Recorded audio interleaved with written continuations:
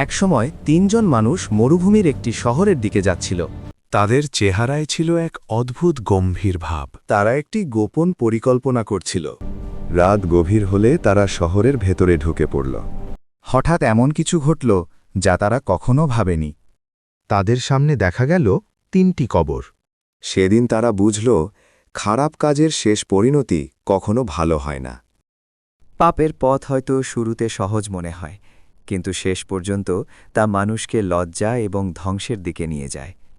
আর যে মানুষ সত্য ও ন্যায়ের পথে চলে, আল্লাহ সবসময় তার জন্য ভালো পথ তৈরি করে দেন। তাই আমাদের সবার উচিত সততা, ন্যায় এবং আল্লাহর ভয় নিয়ে জীবন কাটানো।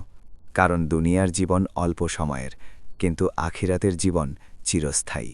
যে আল্লাহকে ভয় করে, আল্লাহ তার জন্য এমন পথ তৈরি করে দেন যা সে কল্পনাও করতে পারে না।